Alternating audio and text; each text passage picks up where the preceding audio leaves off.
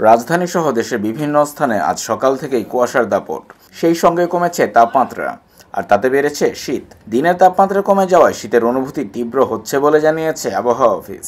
রাজধানী সহ দেশের বিভিন্ন স্থানে আজ তাপমাত্রা গতকালের চেয়ে কমে গেছে।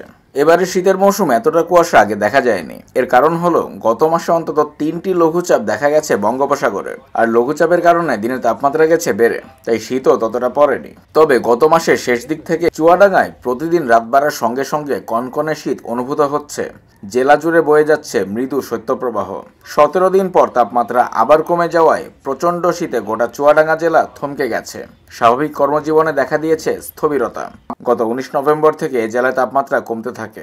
গত 16 দিনে চুয়াডাঙ্গার তাপমাত্রা 12 ডিগ্রি থেকে 14 ডিগ্রি সেলসিয়াসে ওঠানামা করছিল। হয়ে বাংলাদেশে প্রবেশ করেছে মূলত উত্তর চুয়াডাঙ্গা প্রথম শ্রেণীর আবহাওয়া পর্যবেক্ষণাগারের ভারপ্রাপ্ত কর্মকর্তা জামিনুর রহমান জানান, জেলার উপর দিয়ে মৃদু শৈত্যপ্রবাহ বয়ে যাচ্ছে। বৃহস্পতিবার সকাল 9টায় এই জেলায় সর্বনিম্ন তাপমাত্রা 9.8 ডিগ্রি সেলসিয়াস রেকর্ড করা হয়েছে। এ সময় বাতাসের আর্দ্রতা ছিল 95%।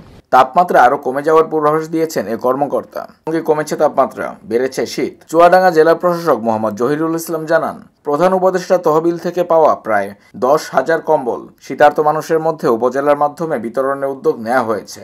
এছাড়া নগদ 30 লাখ টাকা সহায়তা বাবদ 4টি উপজেলায় দেওয়া হয়েছে।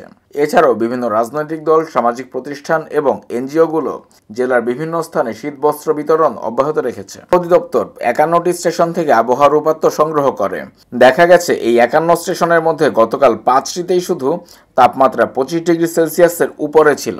আজ দেশের সর্বনিম্ন তাপমাত্রা রেকর্ড করা হয়েছে চুয়াডাঙ্গায় 9.8 ডিগ্রি সেলসিয়াস। গতকাল সর্বনিম্ন তাপমাত্রা রেকর্ড করা হয়েছিল 10.6 ডিগ্রি সেলসিয়াস।